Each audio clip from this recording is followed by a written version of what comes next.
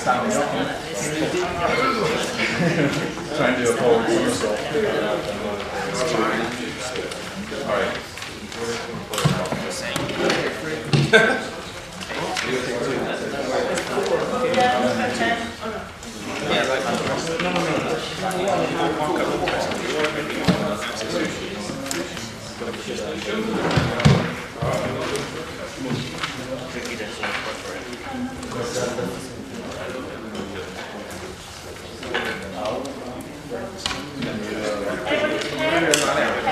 Nothing about it.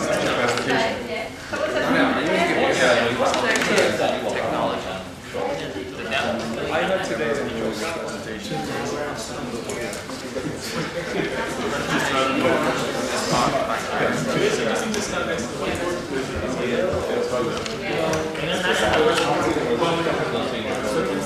Is anyone else in the pen? Oh yeah.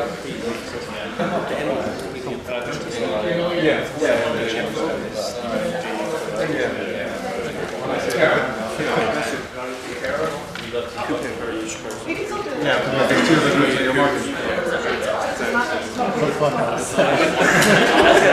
Twice. Just a wee bit. I'm just going to check the front door so somebody realised that nothing can be locked outside on the spare box. Well, everyone has to do year 5, it's clear. Everyone must have year 5, which is out this Someone else wants a pen. Can you pass that back to Karen still.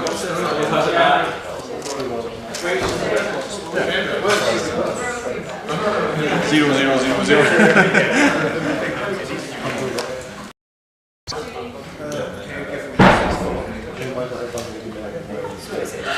Nope.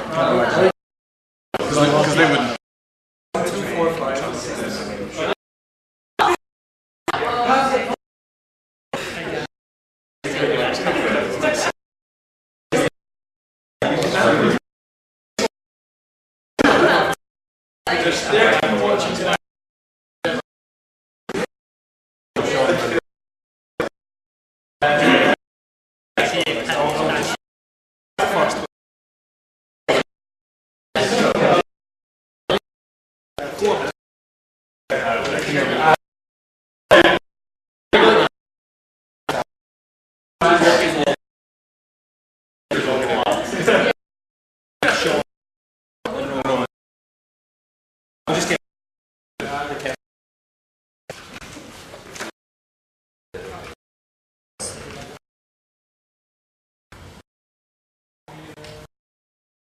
Natalie, we'll go for a few minutes.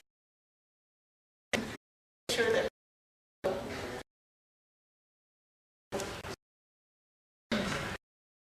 That's the order presentation. Gary's got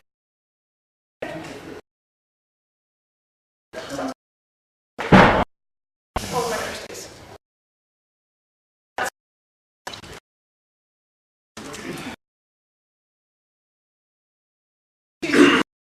Everyone have 2 sheets. Thank you.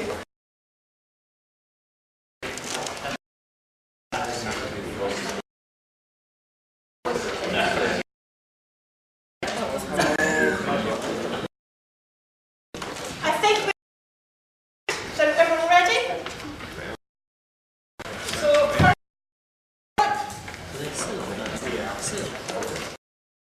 that means certainly of your sheets.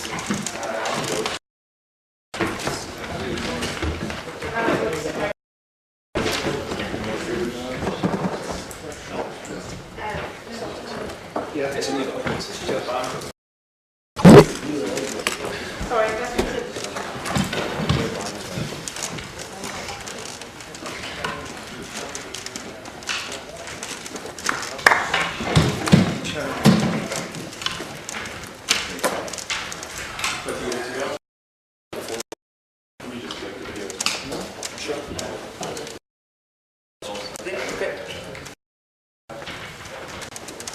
Okay, hi again. For those of you that don't know me, I'm Sean. I'm leading this project, I guess, for the last 4 weeks. Talk to you. Tell Sean. disclaimer before we start. I'm not making the app that type name for the app, and we're still trying to come up with one that we would use as our finished one. But I'm not allowed to myself. So, Boys Concussion. Concussion is an app that is designed for people to use if they are around someone who's had a head injury and don't quite know what to do. And 4 weeks ago, when we were trying to come up with what the apps were, concussions were quite a big thing in the news, and they have been quite a big thing in the news for a while. So, just as we decide for those of you that haven't seen recently, Jimmy Roberts, the tackler, the charge down, that will go. I think George North has taken a boot to the head there.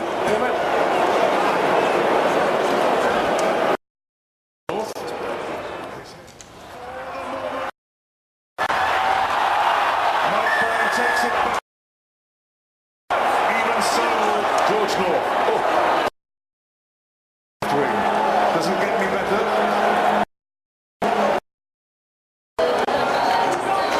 Well, that looks. and media was in uproar because after that he played on, which trying to even more high profile. That's Kramer from the last World Cup. We've got a short video sort of highlighting. Dazed and confused, Kramer is helped off the American Art pitch, looking lost. Of all, the case of a player getting overcome with nerves of their life. Minutes earlier, the blow to the head as he collided with Ezekiel Garay. Kramer left the pitch for treatment, only to switch such a disorientated state. Da habe ich mir noch als er wieder aufs Feld kam, hat alles ganz normal gewesen.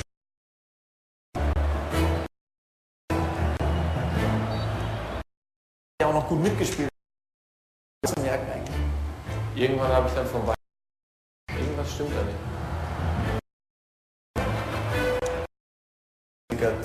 Dass er mich gefragt hat, ob das ist. Aber das ist ja leider noch.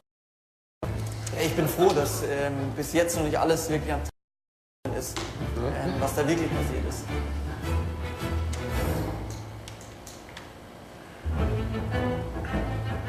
Ja, eigentlich hat alles damit angefangen, dass er irgendwann zu mir kam und mir die Kapitänsbinde einfach abreißen wollte.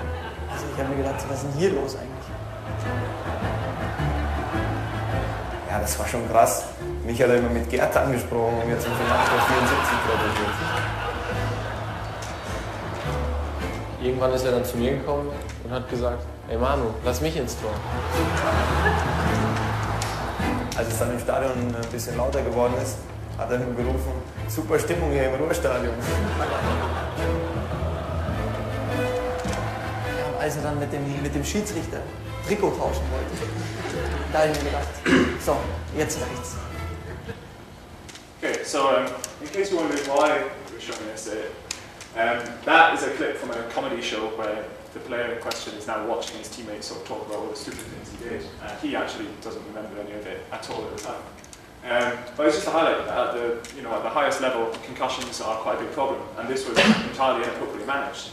So when I was thinking of what kind of app we should create, I thought, well, something that would help people at a sort of more grassroots level manage concussion. Because if people at the top level aren't getting it right, people at grassroots certainly aren't. So I sort of took it upon myself as a credible source to create an app regarding concussions.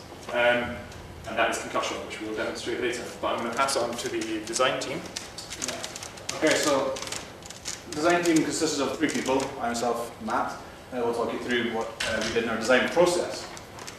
So, establish a goal to make sure that everyone worked towards the same direction, because we knew we were a large team. We knew we were going to be separated into basically 3 main groups. So we had to make sure that we didn't come together at the last point and you all had a different idea of what you were going to do. So basically what we did at the beginning is we constructed a description of what the actual problem was and created some usage scenarios. So created some personas of the potential kind of people who would use this kind of app, so everyone knew what they were working towards. And up here you can see a lovely diagram, which was my lovely drawing.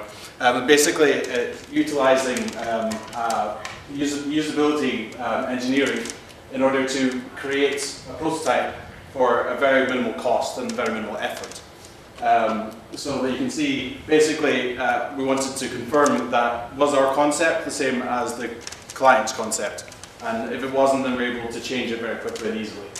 We took that from paper onto computer using Azure, and this managed to allow us to give the client a dynamic and interactive prototype that they could use on an actual device so they could see what kind of thing that we had in our mind, whether or not this thing matched their thing in their mind, so that everyone for it. This took us on to many iterations because just because we managed to understand the problem and we managed to take it to the client and confirm that we understood it correctly, we still had to make some iterations. So as you can see, iteration number 1, the buttons were very dark. Iteration 2, the buttons were a bit brighter, they were too small, and we changed them in iteration 3 so that they were wider to make more use of the real estate on the screen, so they were easier to use. And I must emphasize again that our concept here was to emphasize on usability, and also understanding that when a person's going to be using this product, this app, that they might be panicking. You know, is my friend hurt? Are they injured? Do I need to take them to hospital? What's going on? So we have to make it as simple and usable as possible. So the general concept of this, again, as I say, was about usability and making it simple. So on the first screen the person comes to, you can see that all the buttons are centralized. Basically, if you think of a device in your hand, that the buttons all had to be within an easy point of contact. So they didn't have to stretch your hand too far to enable to access the basic points of the interactivity with the device, with the app. So we made sure that the buttons were also adequate spacing between the buttons so you didn't fat finger, as we technically call it, when you press the wrong button. Moving on to consistent layout. We wanted to make sure that it was easy to learn because you don't want to give a person a new app and then they have to learn a whole new way of interacting with it. So we went for a standard layout of the title at the top and a menu button on the right hand side, so the person always had control. They could always exit the app, they could always navigate to different pages. Again, usability, ease of use is what we concentrated on. WCAG 2.0 AA compliant. I think some of you might be going, what is that? Basically, that's about ensuring that the colours are more accessible and easy to use, because there are many people who have a colour vision impairment, and this is about, again, emphasising usability, ease of use.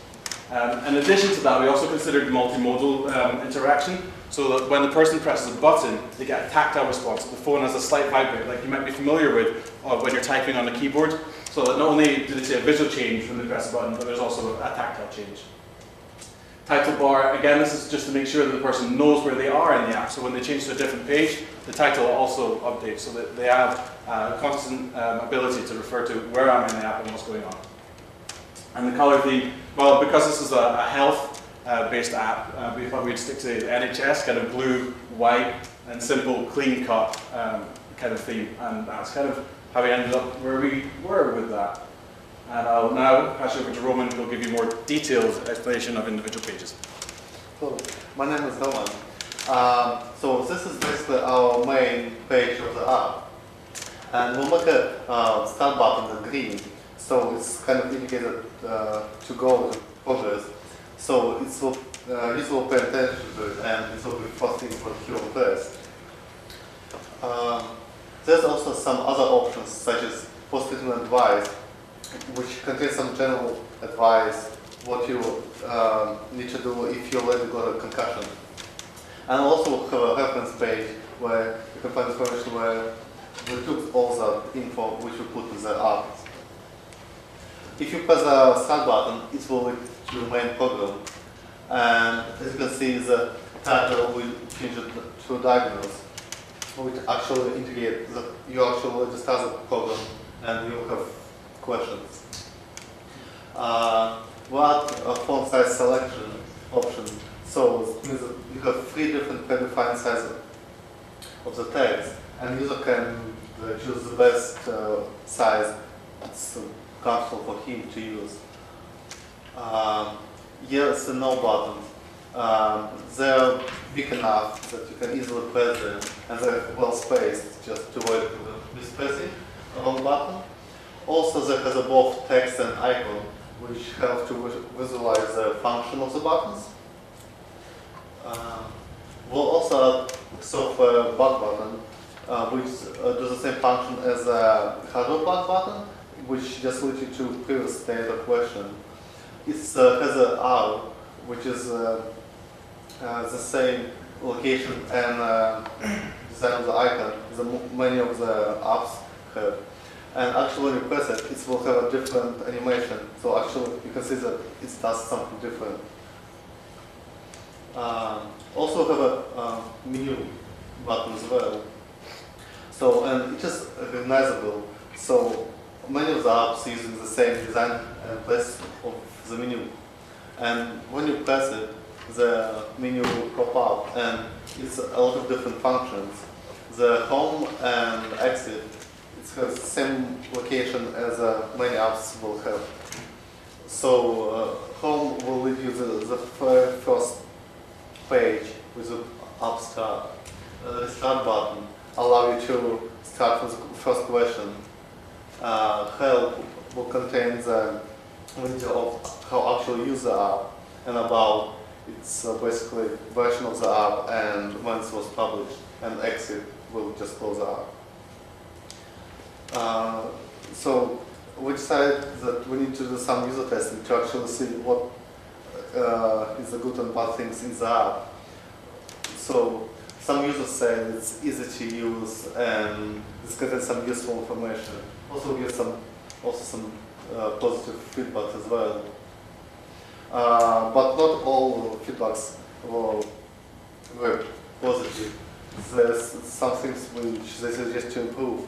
For example, some of the users think that icon of the game, of the app, looks actually like a brand game.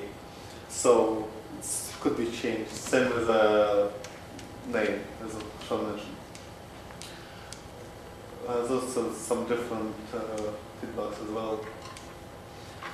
So there's some feature blocks which we could do, like iOS support and menu icons.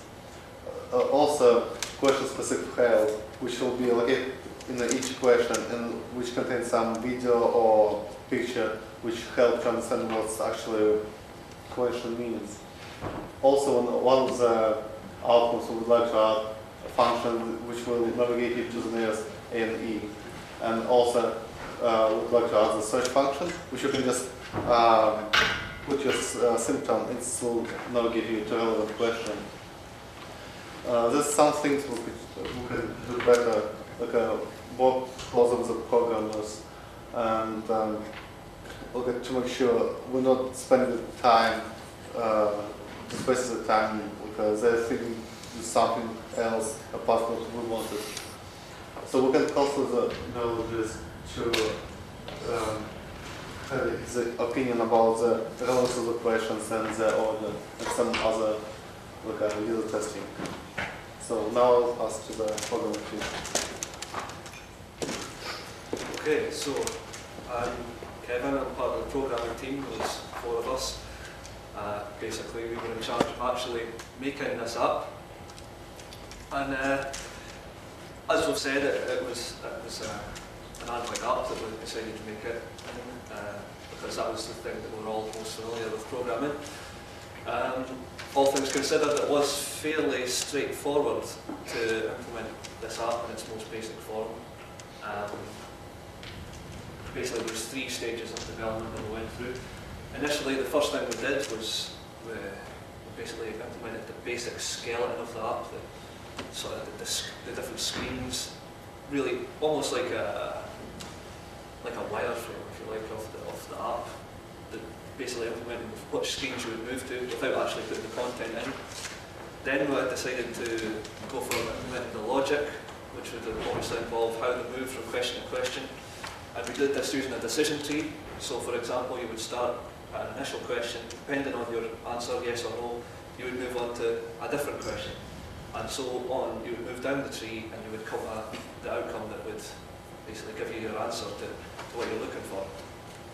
And then after that, the cherry on the cake, if you like, was actually making the app look good, enhancing the user experience, and that was really, we worked closely with the design team in that regard. They gave us a lot of feedback, a lot of ideas, and really told us what we should be doing in terms of the interface. So the way it worked is we did this in a series of iterations. Each time we changed something with the app, we created another mini prototypes, showed it off to the rest of the team, and they gave us feedback. And yeah, as I said, feedback was taken from the rest of the group, the design team, the advert team, and some possible end users as well. So now we'll pass over the advert team.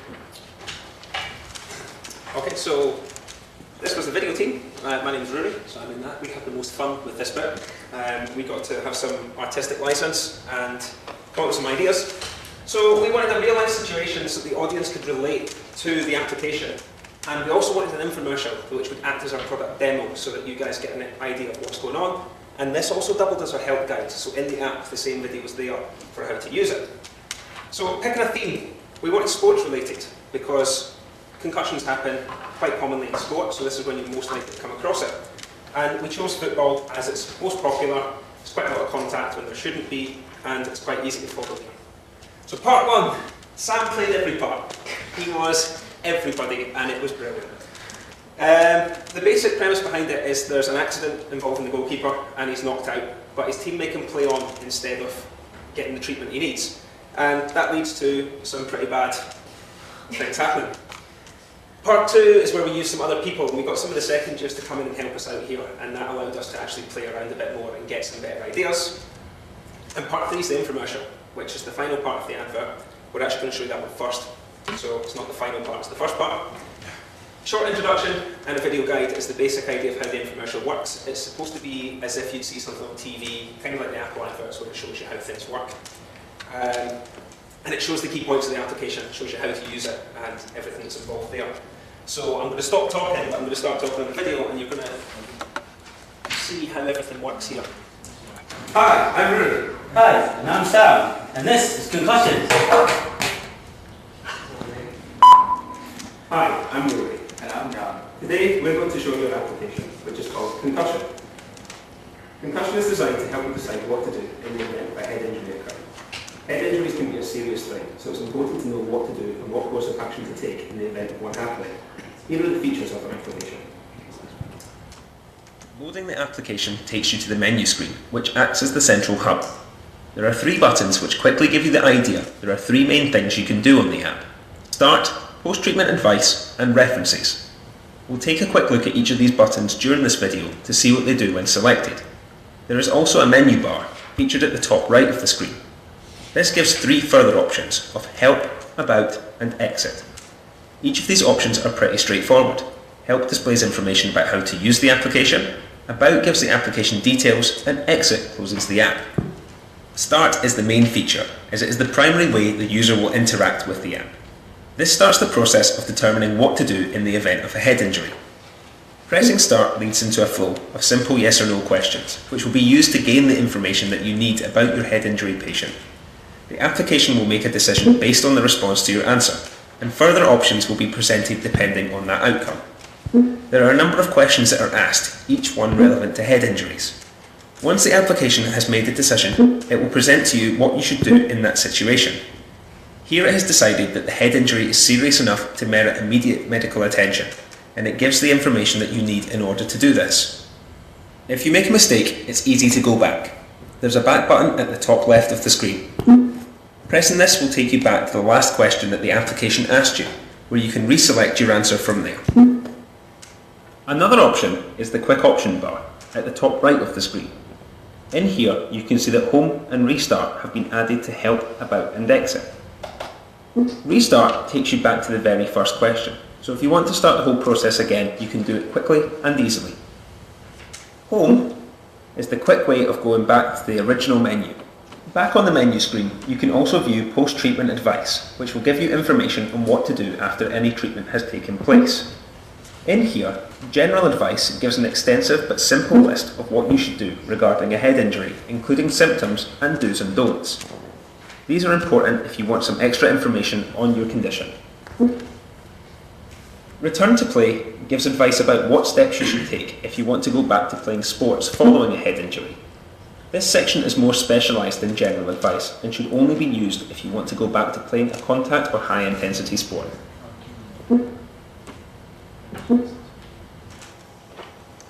Back on the menu, the Other button gives a list of references for the information contained on the application that has been used for the decision-making processes and the advice sections.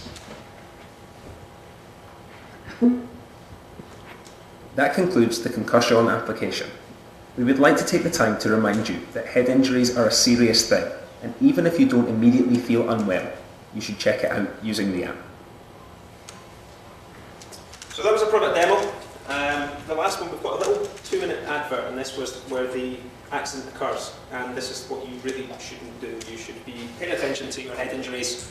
If anything happens, get it checked out immediately. I apologise for the wind noise.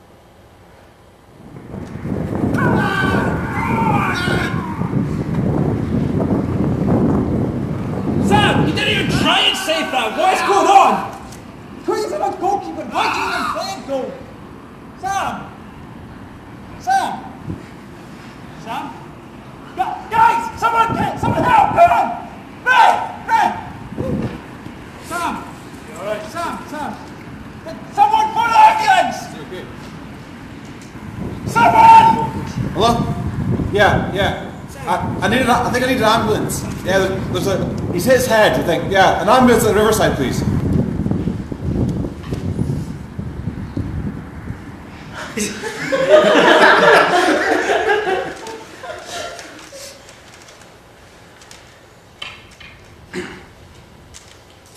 So that was a very serious advert, but it does show you what not to do. And what should have happened there is the head injury should have been treated immediately, and they shouldn't have played on, and I shouldn't have picked Sam up and made him go and go.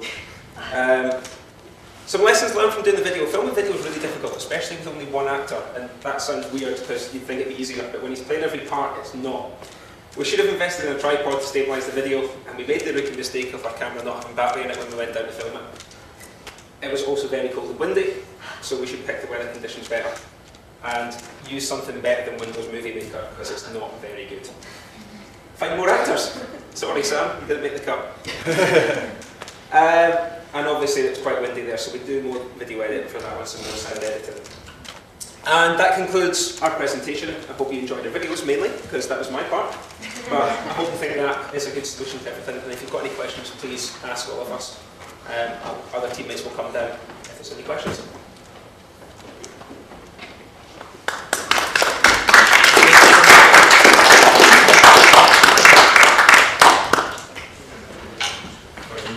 Teammates. So our teammates will come down.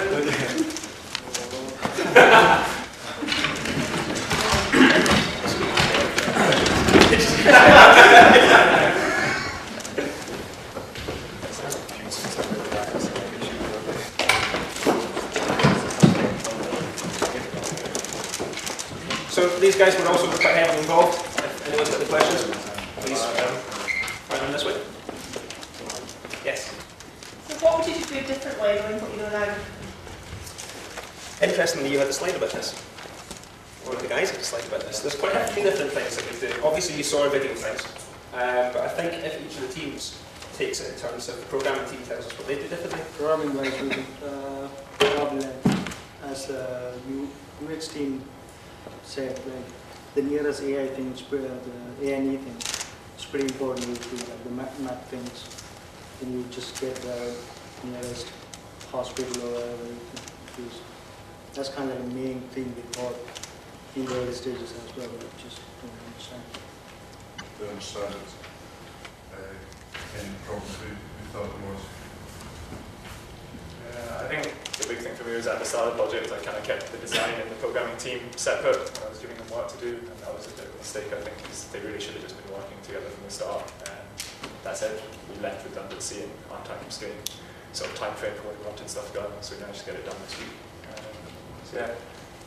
I think other than that though, if we were to do this again, we'd come up with pretty much the same solution. I think we've done quite a good job and we'd stick to our guns and go with that again. As a follow-up question, what have you learned through doing this module that you'll take with you when you graduate? Well, actually working in quite a big team. We've never worked in a team this size before, so that was quite hard to do, but we got on quite well, self-organised. I think being a manager is a bit harder than I expected. From the other side, it's going to sound really weird saying this, but in doing nothing I found it quite hard, and just sort of sitting back and letting people get on with their work, particularly things like letting people just get on with editing stuff. It was quite a different experience for me with normal group work that I do. I've been doing stuff myself in it, whereas this time I was just sort of telling people to get stuff done, and that felt a bit weird. I didn't feel like I was doing anything myself, but I just kind of had to trust that people would get stuff done for me, and they did, so it's quite nice. How did you decide who was taking which role? So we had our first meeting like 4 weeks ago on the Friday, and to be honest, I felt the group sort of pretty naturally split up into the three they split up pretty naturally into sort of the design team and the programmers, and then we kind of had to have a group of people working for the video team. To be honest, I kind of just let people fall into whichever role. We went around the group sort of saying what would be our strongest thing. People who said programming went into the programming team, people who said like user interface and stuff, they went into those groups, and then videos were the artsy, creative types. Did you set yourself criteria for success? So I think at the start of the start of this module, I think I know myself and I think the other medical students, we thought we would be creating a full finished app. Obviously that's not realistic in 4 weeks, but that was sort of my understanding. When we figured out that it would just be a prototype, I was happy if we could get to the point where we have a prototype that I could take, say, to the sports union and say, this is an app that could potentially help your sports teams. And I think we've reached that point. The one limitation is that it's only on Android, but since none of our programmers worked with Apple iOS before, it would be a bit unreasonable to ask them to learn that within 4 weeks. And I'm actually pretty happy with where the product stands now. The only thing that's probably left to do is a bit more testing.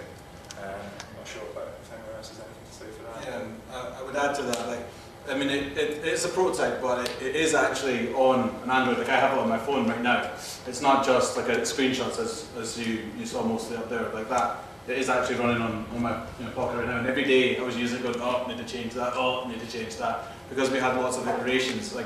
So every day it was on our Facebook page. It was a new APK, new APK, new APK. So we did have it, on our phones. But yeah, it was just, I'd say... We also set weekly goals, where we said we're going to have this done by the end of this week, and we're going to have this... We aim to have a working prototype by the second Monday. So we kind of just evolved from there. Once we'd hit our deadlines, we just extended them and said, right, we can now do this. But we were well on track all the time. Our criteria was quite good. Our targets for the adverts were, as we say, to have something that would just demonstrate our product in use, and then just sort of give... I call it a YouTube ad, something that would just pop up and it sort of introduces the idea to people. And with a budget of £2, I think we did that pretty well. Have you approached the sports societies to see if there's any interest? I haven't approached the head of the sports union yet, but I've spoken to people within. So I've spoken to the physio, Kenny, who has been giving talks about concussion and so forth, and he thinks it's quite a good idea. unfortunately, I don't actually have an Android phone, so I need to borrow someone's phone to take it to them, but I'll be doing that next week. So hopefully they quite like the idea and take it on. If not, it's still around if people want to use it. When you were doing your actual user testing, were there sports people involved in that, like focus groups? No, just basically our teammates was filling the form, so we can't go somewhere outside, and it would take too long to get all the permissions. Okay. So just So follow up, you were the only team that didn't do ethics for your project. Do you regret that? A little bit, you know, a little bit. It would have been nice to have went and tested it with people out in the field, as it were. You know, hopefully that didn't have a concussion. But if you manage to find someone and, you know, can you work it? Yeah, it would have been nice to have done that. I think ultimately that was my call to say that we weren't going to go for the proper, filling the forms and go for the proper user testing. I was sort of felt quite happy. I think we were talking about this in my week 3, so then week 2 of the project, and I just felt a bit of time pressure to get the actual app prototype finished and so forth. So I decided that we'd just go for some in-class user testing. With the app being the way it is now, we could, if we were to do it now, we could submit an ethics form and we could test on what we've got so far. So there's nothing to stop us from doing it in the future. Yeah. What parts of the code caused issues? I wouldn't say any, to be honest. Yeah, there's some stuff like the video really and stuff. Yeah, but just nothing major. Yeah, just it's kind of like straightforward logic kind of changes. Basically, just a if assessment, if you know it, just. As was said, we had quite a few fancy ideas for things that would be a bit harder to implement, like the map sort of showing the person to their nearest A&E and so forth. But again, with the time constraints, I thought we'd try and keep the app as streamlined as possible, and stuff like that could be bolted on later. And as long as we've got the sort of original idea I had in place, that was what I would be happy with by the end of the project. I'm very conscious that not everyone's spoken yet, so if you haven't spoken, can you tell us what you think was what's your main achievement? Let's just go from the end of Come back to me? Filming's really hard. It's very, very hard. Like, you thought you would be able to just go down there and, like, try to get like certain elements that you see other filmmakers. It is a profession its own way. So like, we just went there with a camera inspecting this spectacular like explosions and sports injuries and stuff. But like, no, it's really, really, really hard.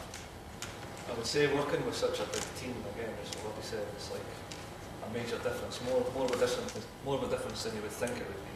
I thought we brought it together really quite well, to be honest. Everyone worked quite well together, despite the massive numbers. Video post-processing tool is not very easy to use. That's what I learned. Just try to get everybody together as well, because it is a big group. A lot of people have a lot of commitments and stuff, like try to get certain things and stuff. But it's good that they broke into smaller groups and they could meet certain things as well. Everyone just took everything that I was going to say.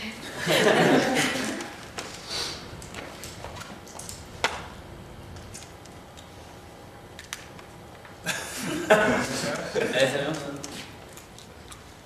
I think it was a very big group. So while I think everyone contributed, I didn't think anybody was snapping until the all points in the project where I was kind of thinking, maybe I should just ask them to do this because it's more work, sort of thing. And I think that maybe a reflection that my idea was very simple, and I deliberately pitched it to the group as a very simple thing to do, because it's only 4 weeks. So yeah, I think that was probably more a reflection on the idea. If we decided to go with a lot of the fancier stuff, then there could be a lot more work for everyone.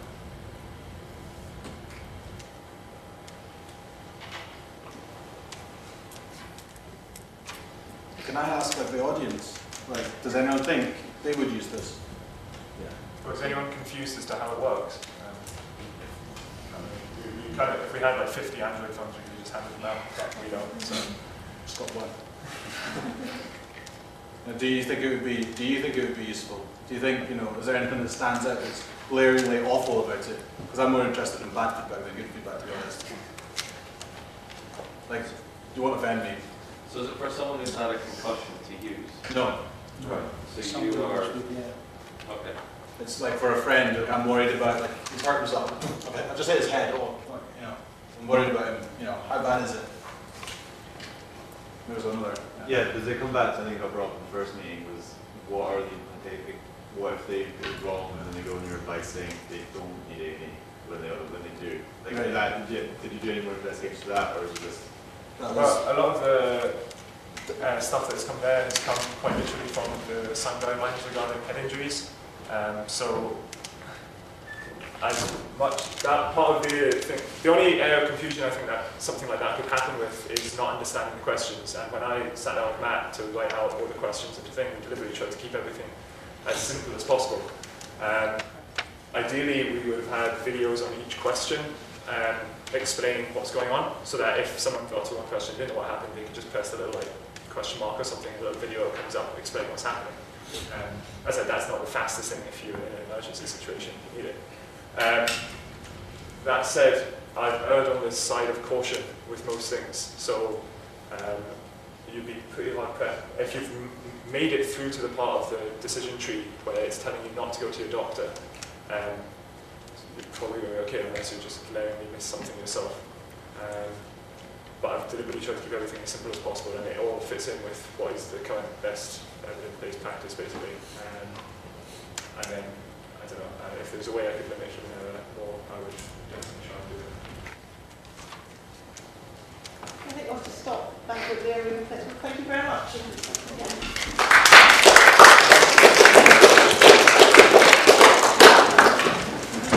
So the next one is about starting smart in 10 days. I'm sure we'll explain why in there.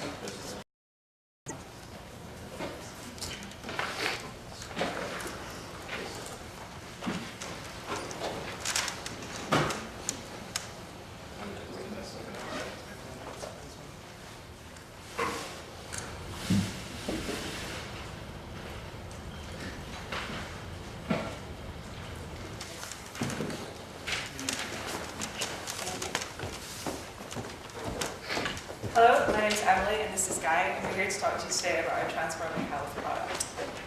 Now, 3 weeks ago when we first pitched the module, we were going to do a product that centred around simplifying 3D printing for the medical community.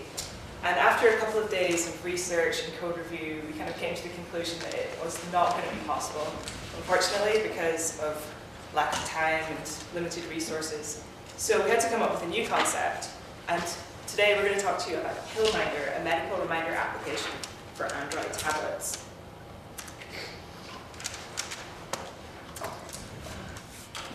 Sorry, sound isn't on. Mute it again. Pillminder is an Android tablet application specifically created for the elderly.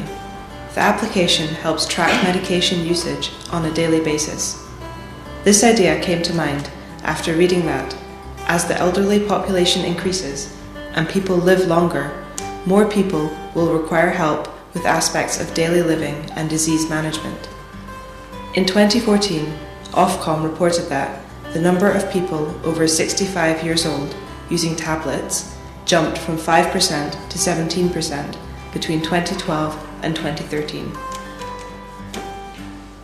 Pillminder is specifically created to assist the elderly, the visually impaired, and people with limited knowledge of smart technology.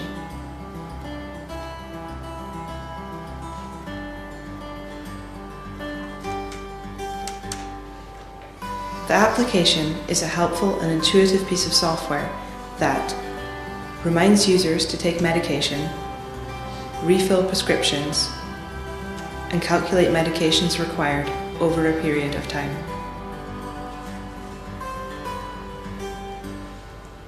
We have researched and tested other similar products for Android devices. We then improved on the more negative aspects of these applications by removing unnecessary functionality and creating an attractive display, along with a wide range of customizable settings. We chose to build a tablet application over other devices because they tend to have larger and clearer screens than a smartphone, yet are more portable than desktop computers.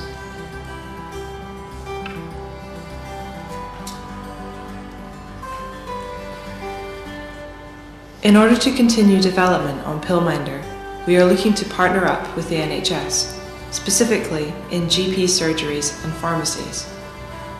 Other additions we would consider having in the app are automatic prescription refill and reports to GP or family. The app today.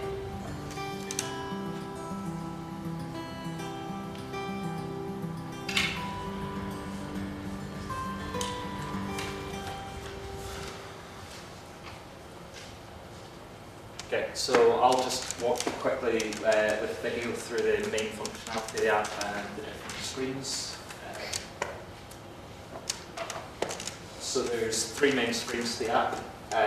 One which lists the medication for the day and the times you're supposed to take it. One which lists all of your medication. It also lists on the right hand side the stock you, or how many doses you have left of it, and that's colour coded, so green if you've got more than 2 weeks worth, red if not, and a third screen which lists future medications. So then you've got buttons to either take medication, or if you've not taken it but you just want to remove the reminder, you can also do that, and that will update the stock as well on the all medication screen.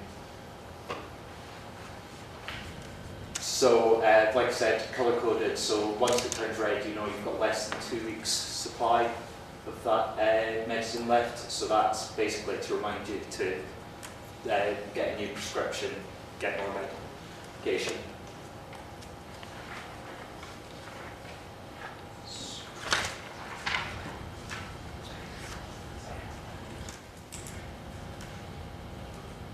So you've also got the ability, so you've got reminders when you when you're supposed to take medication, and you've also got the option to change settings for how far in advance it'll remind you of that.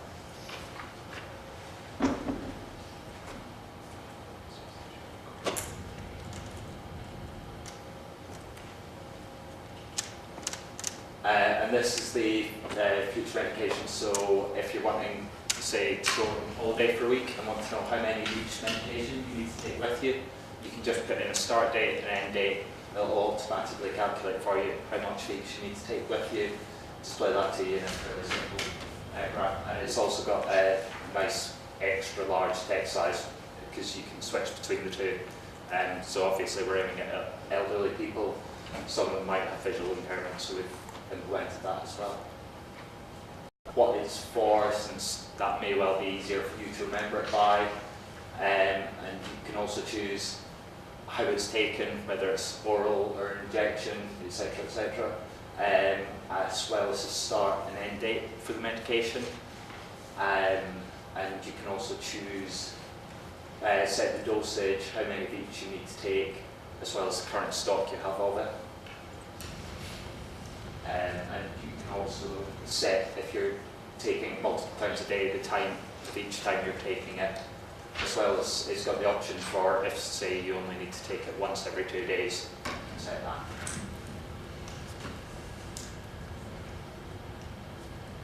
And that same screen also allows you to go back in future, say your dosage of that medicine changes, to go back and change it to different dosage or different name, whatever you want to change about it.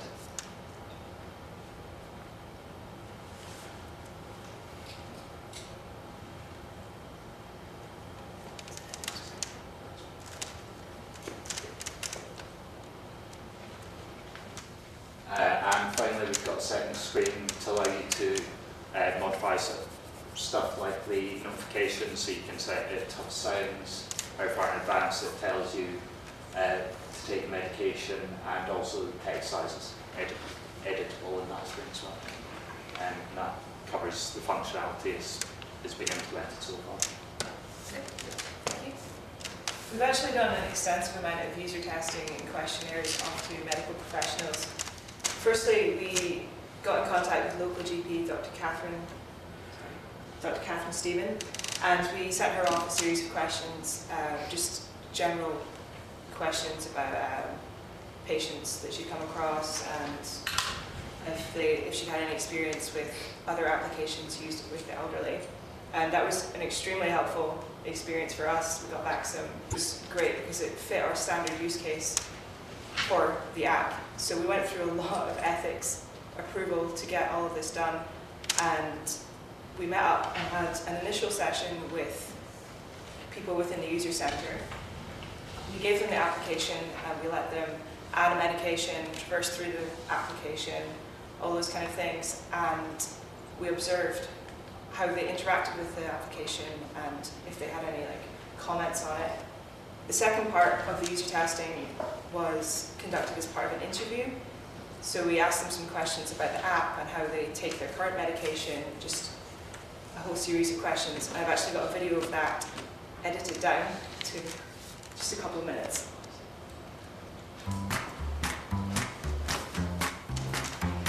Do you have a pill box with the days in it? Oh yes. Yeah. Yeah, well I get a packet every week from the chemist. It's not Monday, Tuesday, Wednesday, not on during the daily others and reports.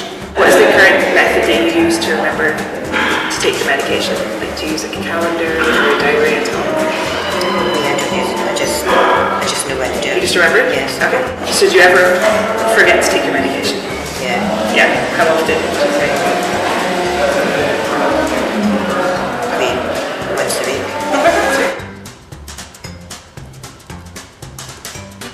Do you think this application will be helpful?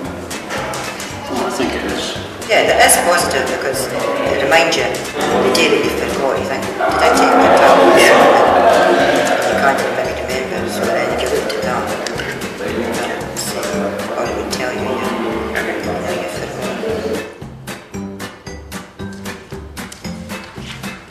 What do you think of the colour scheme of the app? That would be good. Just kind of right anyway, So if there was a setting available to change the size of the text, yeah, would that be good? Yeah, that would be good.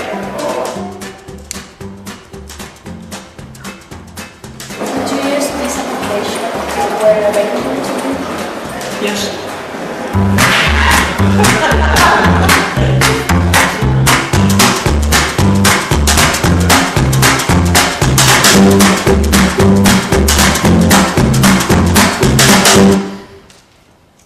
As you can see, the application was generally well received, and any negative feedback that we did receive, we did take on board and make improvements to the application because of this. It was a really rewarding experience to work with real users and people that were in our target audience, so we felt like we could get real positive feedback from that. and make real improvements to our application.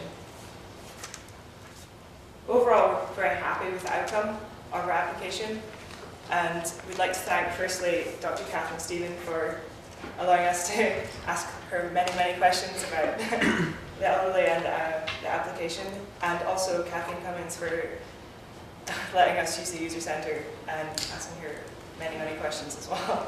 So thank you for listening today, and I'd like to invite the rest of the team down for some Q&A.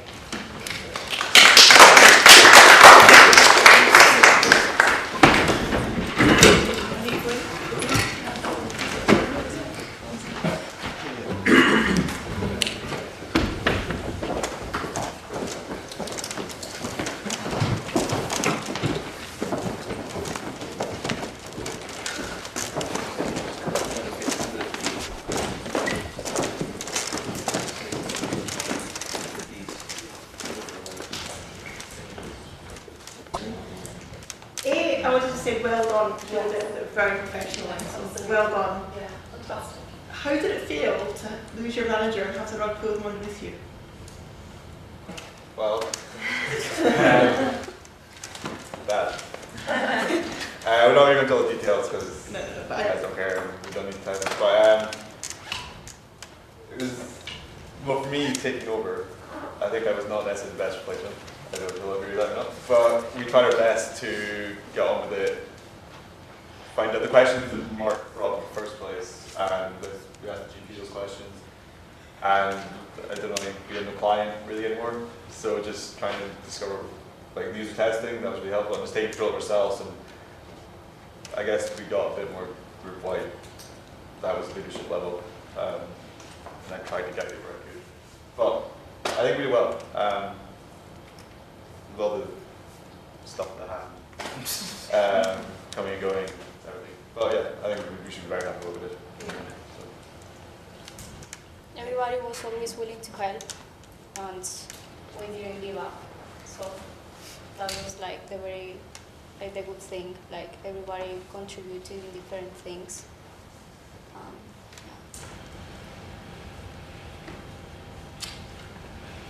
See, do you think about adding an option for, like, add a nickname for the medication?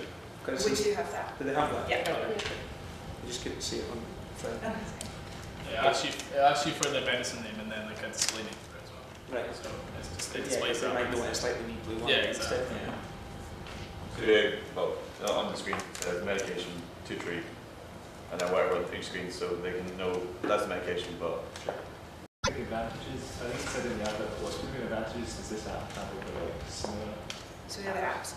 Well, I downloaded some of them onto my phone, and I went through them and read a lot of the reviews on the Google Play Store. And generally, people were kind of annoyed that they couldn't turn off notifications or they couldn't customize the app in the way that they wanted. And a lot of the time, the app was really cluttered, and there was a lot of buttons that were unnecessary. So we removed all those kind of things and just had a very basic functionality.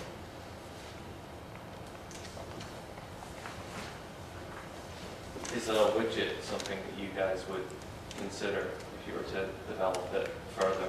So it's something that was considered. We couldn't quite get it to work in the time that we had. Because the idea was, you saw in the tech demo that there was the button to take, ignore, or cancel for each med when you clicked on it. And the idea was initially that we could implement that into the reminders. So effectively you'd have that idea there, but it's not something we've had time to do, unfortunately. Is the large text the default text? Not currently, no.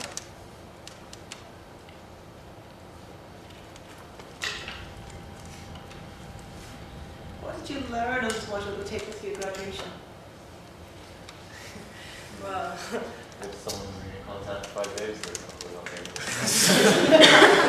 I think that's kind of a good point though. Like for the longest time, I think we just kind of tried to work on the assumption that obviously, hopefully, Mark would get that, because we didn't want it. It didn't obviously feel right just kind of excluding someone out just for lack of contact or whatever. Like it wasn't really fair to even do that. But like what the last team said as well, just working in such a big team is quite a difference, because obviously, even though there was a lot of work to be done, it's kind of hard to kind of coordinate all that between everybody. I think the importance as well of, like when we lost Mark, I mean Dave had already been involved in the development work then. It's the difference between having someone leading the project who's involved in it, or a sort of project owner who's not actually involved in it to oversee it. The difference between that and sort of the benefit that would have had. Worked with iMovie. I've spent a lot of time using that, so. Notice now the app itself seems quite text heavy. I wondered if you considered using more like pictures and images and icons, and that might also enable you to be able to also make it available on a smaller screen phone. Yeah, we did go through quite a lot of that as well. It's kind of more the perhaps ethical side of it, because there were, in the other applications, they did have, you know, pills and like little needles and stuff. And we thought, well, maybe you could like use a camera and you could take a photo of it. But then again, it is aimed for elderly people, and we thought that's just another added thing that would confuse things. So we introduced the nickname instead at that point. Just say that we were told how many medications would change and things like that. So if they take a photograph and then they get a new box and then that's the medication I'm looking for and that's not the medication you see. So it's finding the right balance. That'd be a future proposal. Take into consideration sort of to if somebody was taking several different medications, that maybe they're allergic to one, they can have a reminder not to use it, or for GPs and that. Yeah. What's that? It's like I talked to a relative who takes medication, so they're saying there's some medication they couldn't take when they're like, so that's where like every 2 days one medication is going to take, otherwise they can't dose. So we could work in, if you're looking like maybe Advert way and set it all in. So time restraint elderly people, so we have them do all this in by themselves.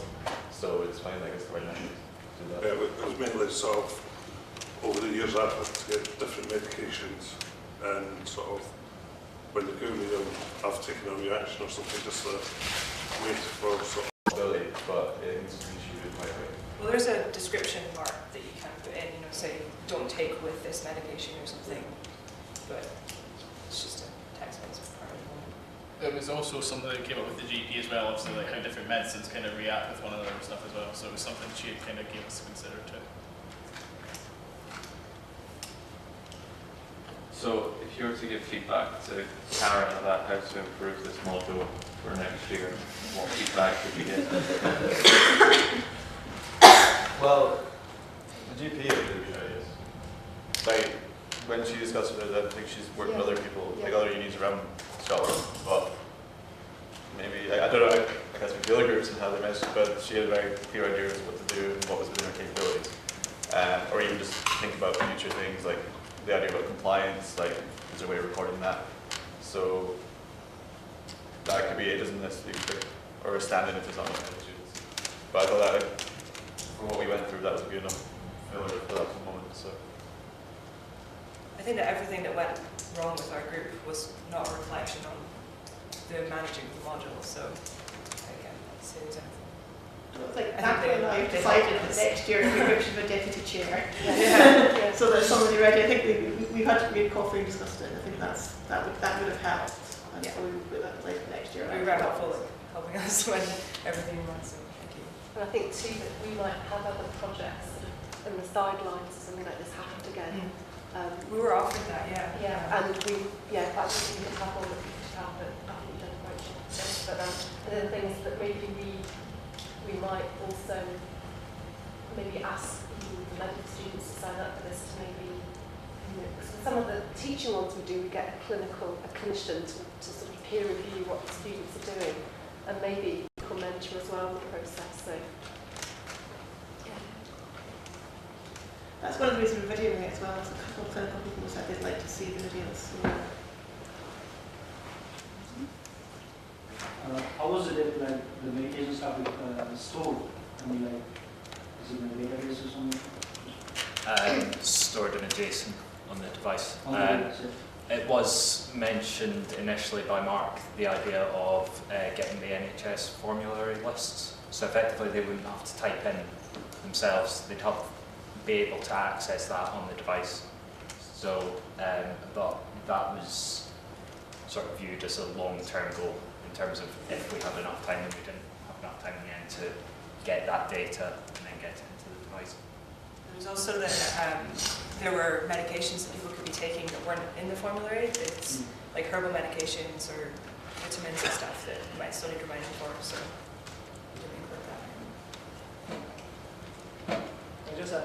Is it the app just for medications that are taken as a pill? Or does it encompass things like sprays and stuff? Yeah, it covers all of that stuff as well. So on the medication screen, you choose kind of the method of administration.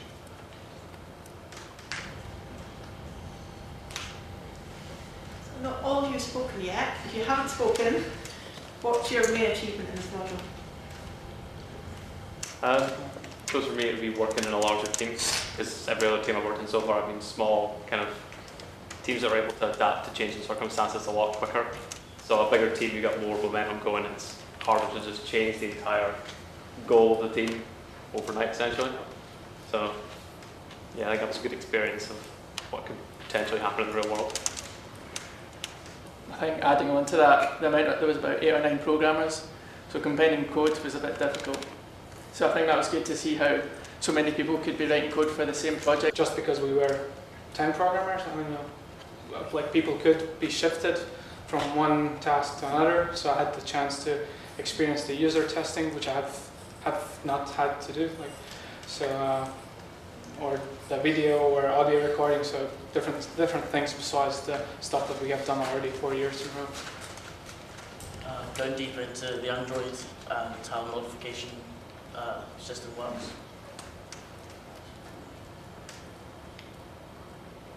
I think everything's mostly been covered, but I think working in a large team was probably the biggest achievement. Yeah, as everything else said, working with a big team really shows how important management and organisation is to cover such a big team.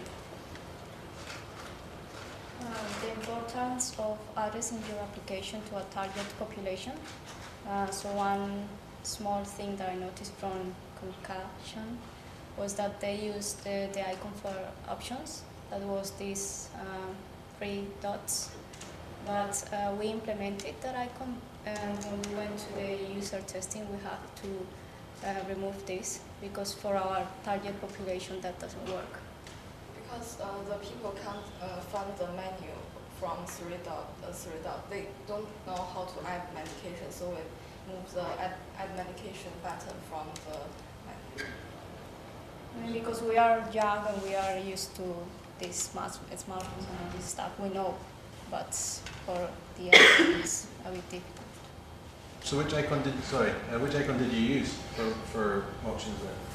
We have something called settings. It says settings like in really big text, yeah. I had like, you know, in my head I had suggestions just rolling through and you're saying that. I thought maybe like a food menu or something like that for them, you know, talking about. Cog and stuff as well, but I mean, they just, when we asked them what would you prefer, they just said like a big.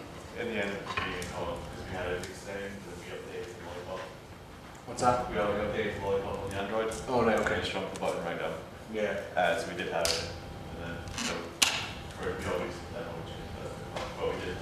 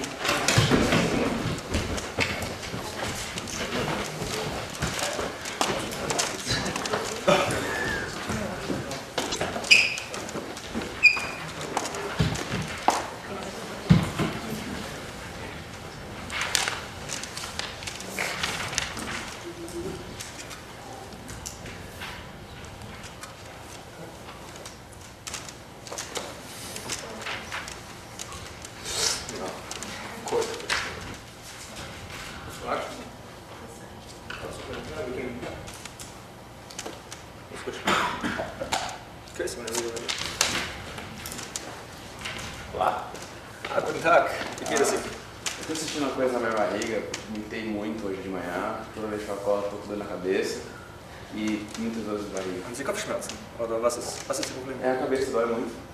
Okay. Und sonst, also tut's doll weh? Eu vomitando muito, eu vomitava muito. Vomitando. Keine Ahnung. Vomitando muito. Aber Sie haben Kopfschmerzen? Na cabeça doendo muito.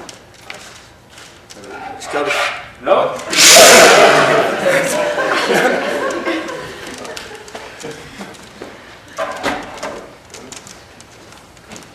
Now the second scenario, basically. Possibly solve this. Oh. Guten Tag, wie geht's? 你好，我觉得非常的不舒服，非常不舒服。你明白我 Sprechen 的 Sie 说 Deutsch? 什么吗？ Also wenn Sie kein Deutsch sprechen, dann kann ich Ihnen in Deutschland nicht helfen. 你 Kein 明白我 Mensch 的 spricht 说 eine 什 andere 么？ Sprache. 我非常不舒服。 Oh, Oh, are you that? Oh. You know this? Nein, ich kenne das überhaupt nicht, aber... 你知道这是什么 ？OK. Yeah.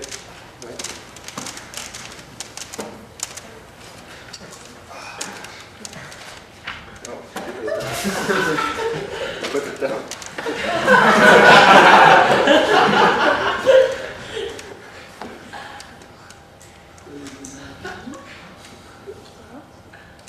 Ah, okay.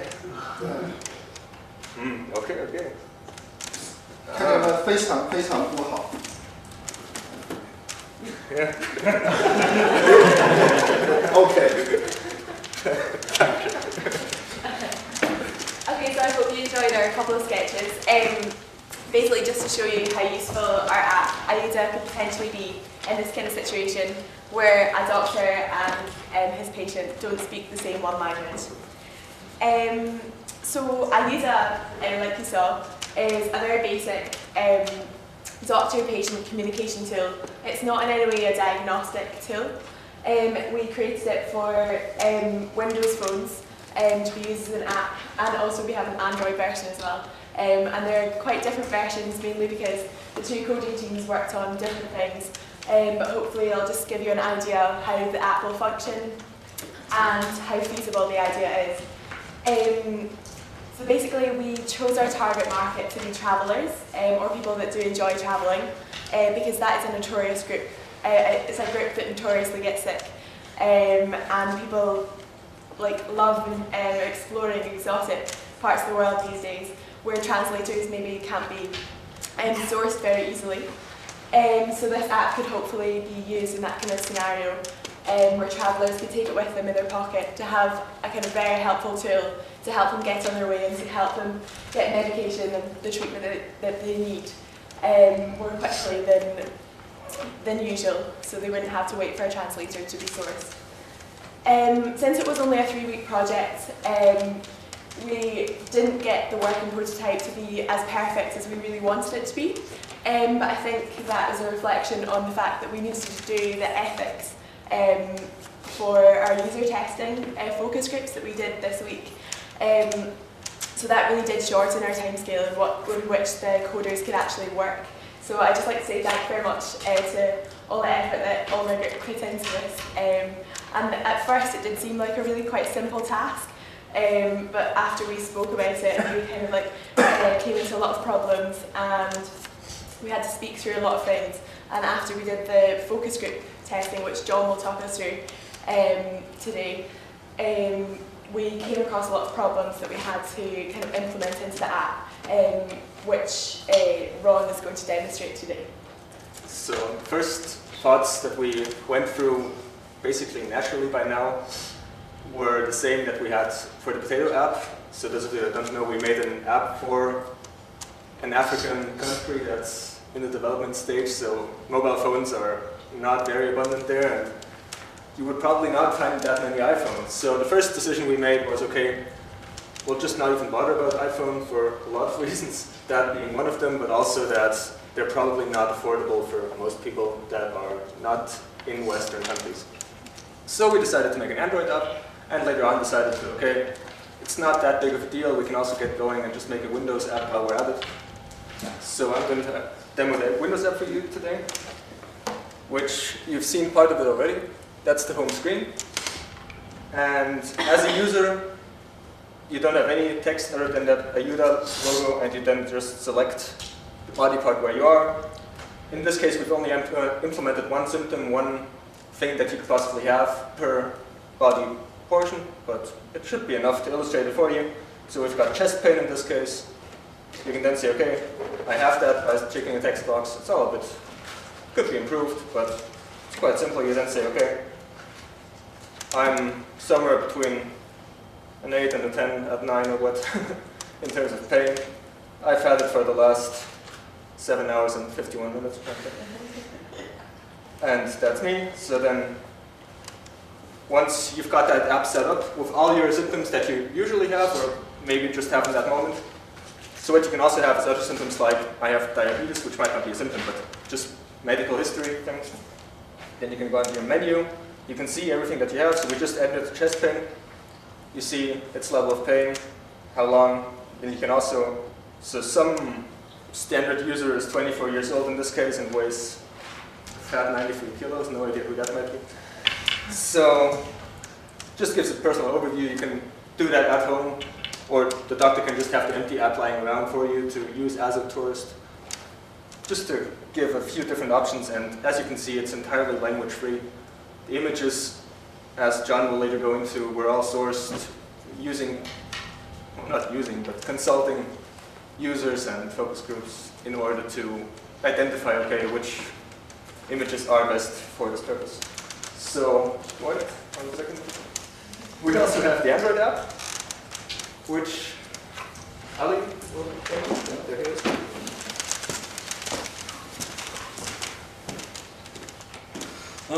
Yeah, so yeah, this is the homepage of the Android app. Can you see it? Not really. You can also turn on the light. Yeah, I'll turn on the brightness from here again. If I can. I don't know how. Oh yeah, it's there,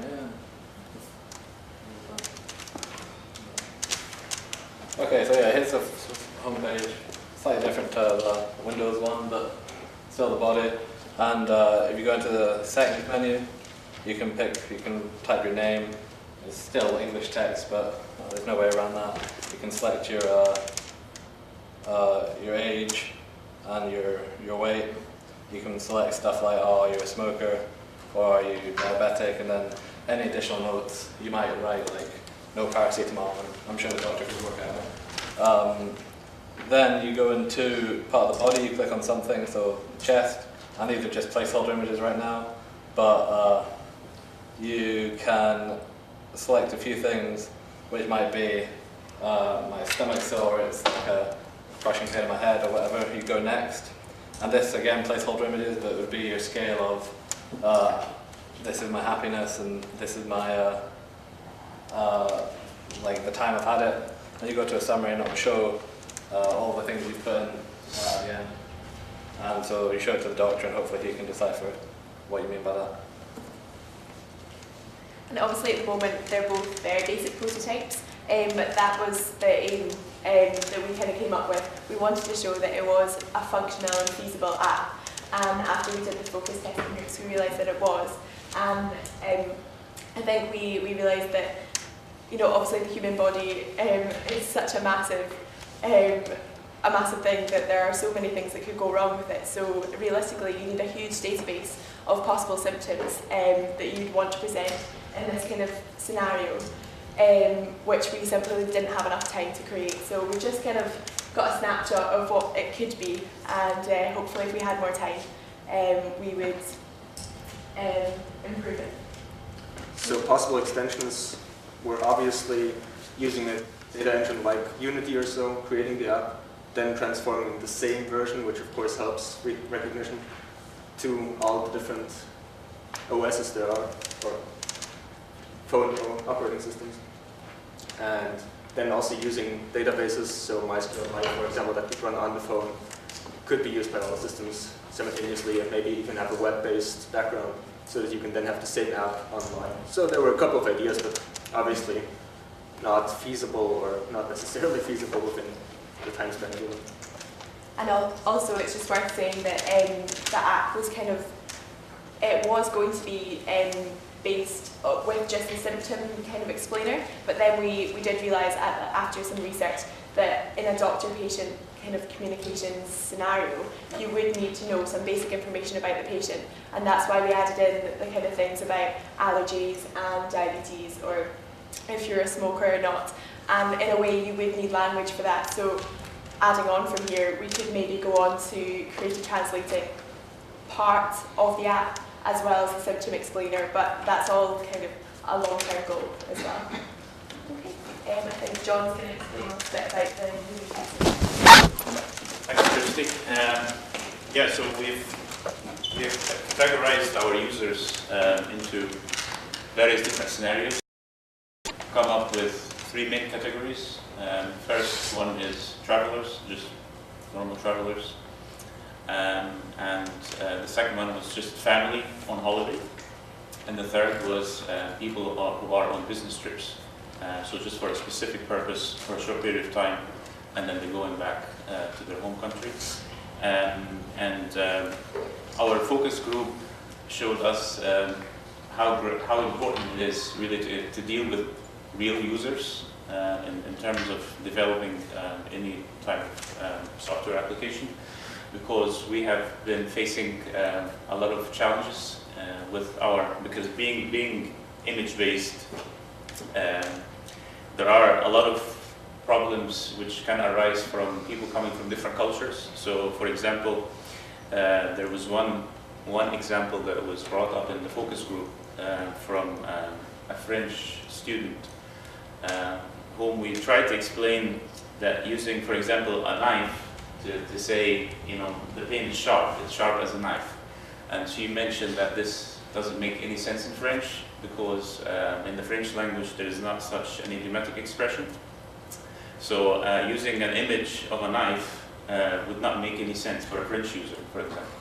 So we tried to come up with an alternative solution, and we tried to kind of communicate this with the design team, and it was very successful. So that was a great success. And just things like that. So it just showed us that it's really crucial to deal with real users, and we've learned a great lesson from that. Yeah, now hand over to Julia from the Advert team. So when we were thinking about the Advert, we first had to think about who's our target group. So, well, it's obviously the same target group as for the app itself, so travelers. We were thinking about where do we reach travelers. We were thinking about putting it like a TV commercial on TV, but then we found that nowadays a lot of people switch from actually watching TV to watching things on the internet. So we decided to rather put it on the internet, for example as an ad on YouTube that you get to watch before you get to watch the actual clip that you are there for, or to put it on like travel blogs or even travel supplier shops, because if a person visits a travel blog or a travel supplier shop, the chance is really high that he is going to be one of our target group, a member of our target group. So that's going to be a good way to reach our target group. When we were deciding how to create our video, we decided not to actually film it, but instead have a picture-based version, because that's actually what our app is like. So we decided to take the concept that we have of having it completely picture-based and transfer it to the Advert itself as well. When we were designing the Advert, we started with creating a story that would explain our concept, and we put it into a storyboard. For people who do not know what a storyboard is, it's a technique that is commonly used with filmmaking. It's like you sketch the story that you have, like a comic would look like. So you have different frames with sketches, and each like everyone has an own idea in mind, and we can't really get everyone on the same page. So that was very helpful, and we used the storyboard to redefine our story, and then we finally went digital. And for really producing a digital Advert, we used Final Cut. That's an Apple software for video editing. And I won't go into too many details there because I don't know if you're interested in it. If you are, you're free to ask questions in the question and answer session later on. And now I won't keep waiting any longer. I'm going to show you the app. I hope you enjoy it. Do you enjoy traveling or discovering and exploring foreign countries?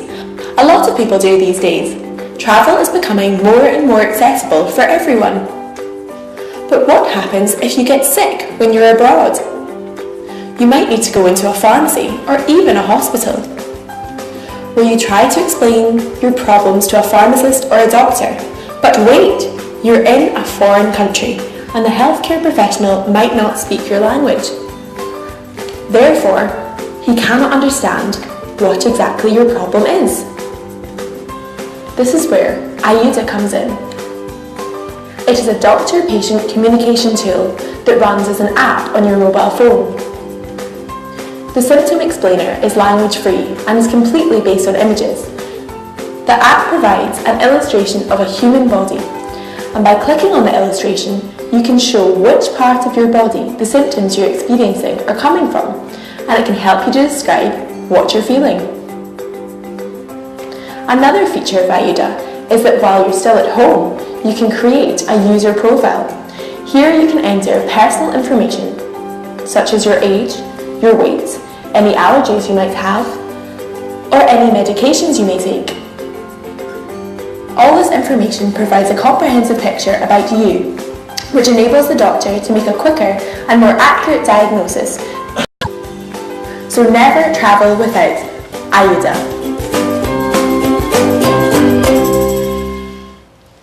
Yeah, well, that's basically what we've done so far, and I invite the rest of my group to join me for the question and answer session.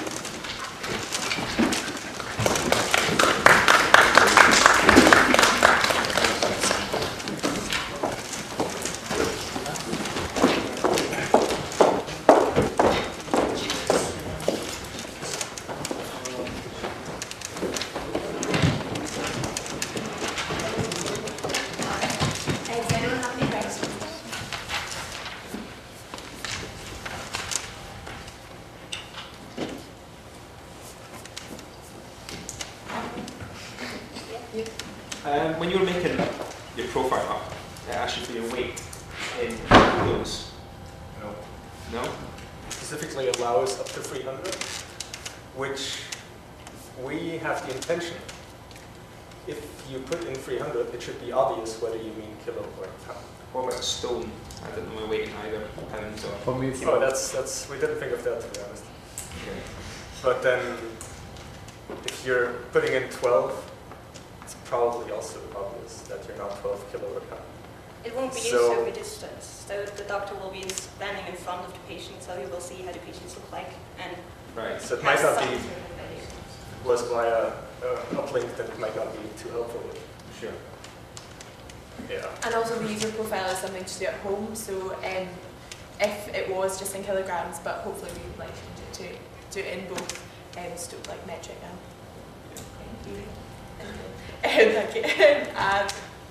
if you were doing it at home, you could have like a translator like connected to the internet there or whatever, or based on your phone. Yeah. The point you raised about context, I found that really interesting. You know, according to to a French person, the knife didn't make sense. Yeah. Like I probably wouldn't have thought of that either. I mean, is it an option that if a person was setting up their profile, or they select where they're from, and you'd have nation-specific pictures or something like that, or would you try and generalize them? It doesn't make sense, because if I'm French and I get pictures which suit what I relate to, and then I fly off to Japan and they see a picture of a knife and think he wants to commit suicide or whatever, so that's why on the Android one it's completely placeholder right now. All the images that are on there, they're not medically related at all. But there was no point in investing lots of time researching this for a whole project where, it becomes very clear with just a small amount of testing that we need clear, simple,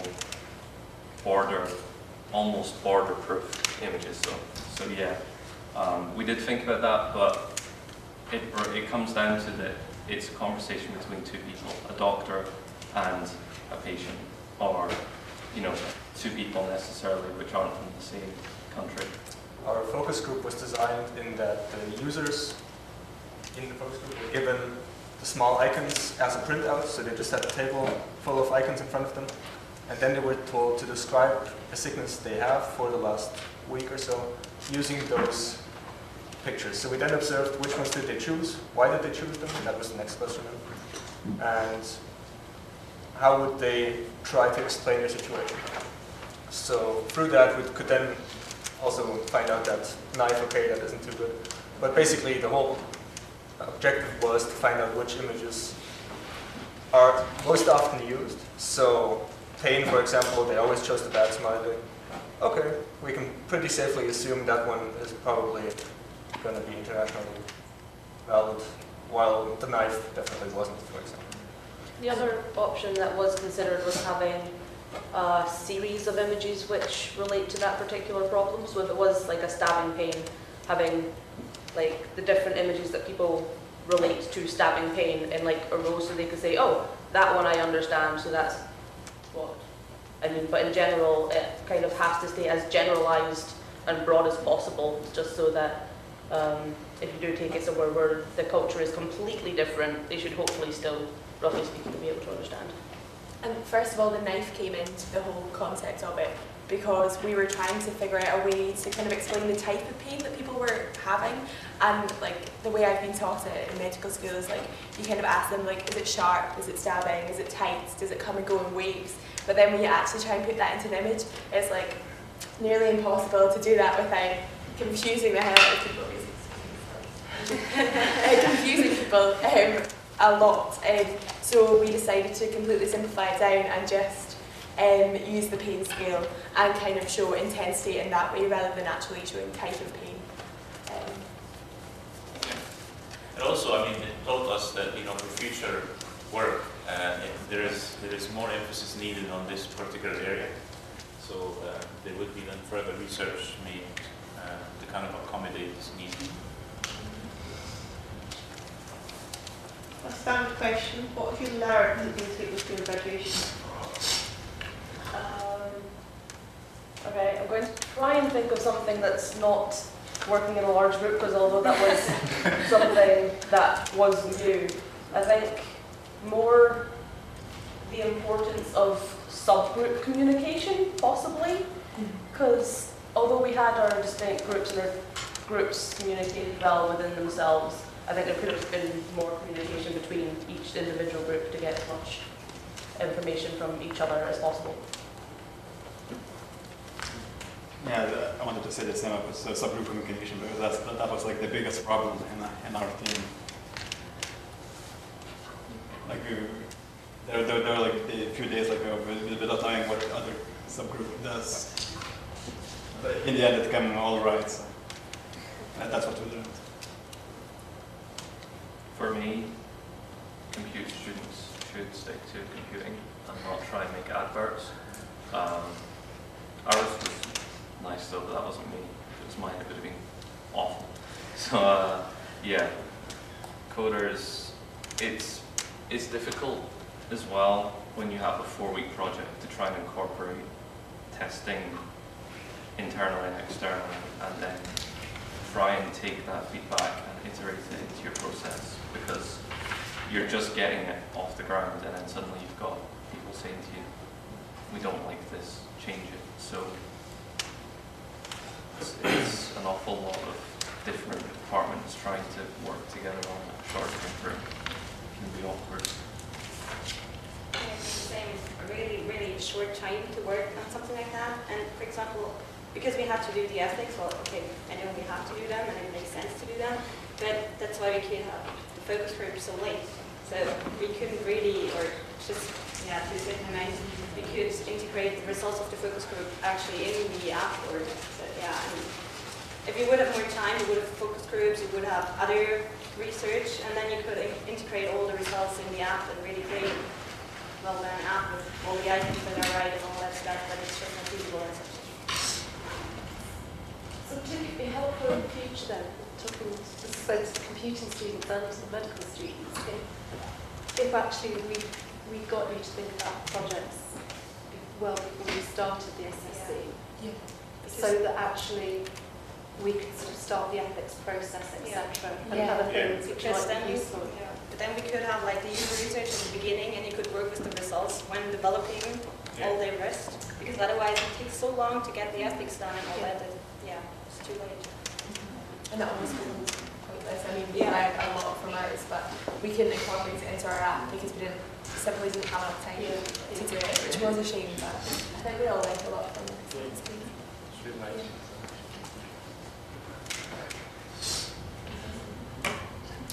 About the assistants have elements of pre-reading. Right. So it would Be be useful. utterly unusual to be asking them. To do a bit of work beforehand. A lot of them have like articles before you turn up, or have this prepared. Right. Whereas we kind of just don't turn know. up deep That's useful. To add something to that, like short time we had with Mark, when we go sit down with him and talk about the new idea and build the idea together. Yeah. So it came from the beginning about the functionality and things. It wasn't his idea, but we go over it with him from the get-go. I think that brings us all together. It would be good if we could sit down with the medic and create the idea from scratch. That would be interesting. Otherwise, we might derail elements or... And timetable wise. Or even if we could speak with you guys first of all, to speak about feasibility, because obviously a lot of the things that I pitched in my elevator pitch, it just wasn't feasible to do everything all at once, and we needed to simplify it right down, which was fair enough, and we managed to do that, but I mean, we didn't have any technology background at all, so that would have been interesting. Some, at least to a certain extent, computing department input on the ideas, just to make sure they're at a reasonable scale for the length of time. And level, because we have no idea what you guys can do, and you don't know what we know, so There was for Christine and Sean. There wasn't for Mark, there was for Christine and Sean. We had meetings that. So if you were doing it again, would you approach any elements a bit differently, or?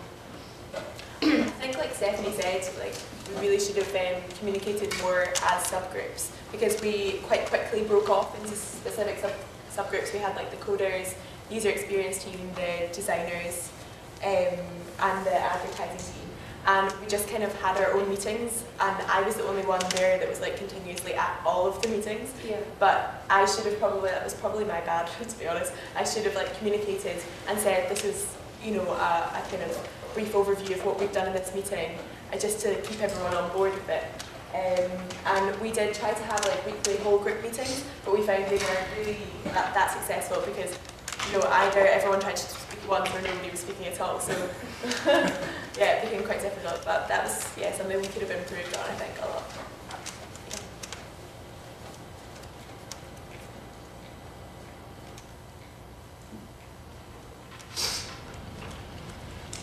Okay, anything else? No, thank you very much. Thank you.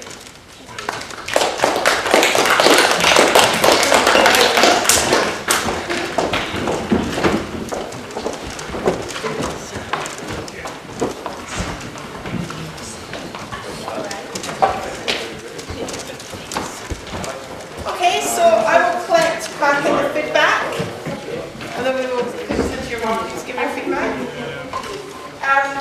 We have booked area of air in Dussup at 7 p.m. under my name, so you can make your staff information.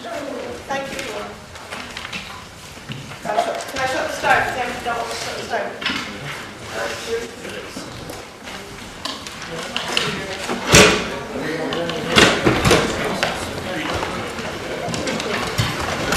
Just drop it off downstairs. I'm getting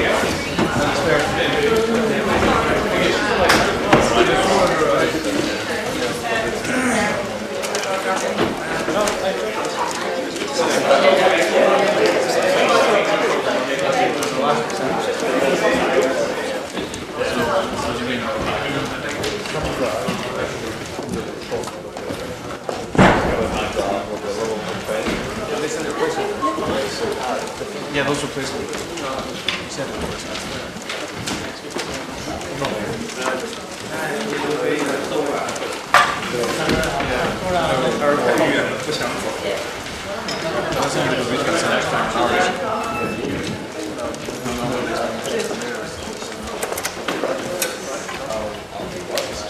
I would say that.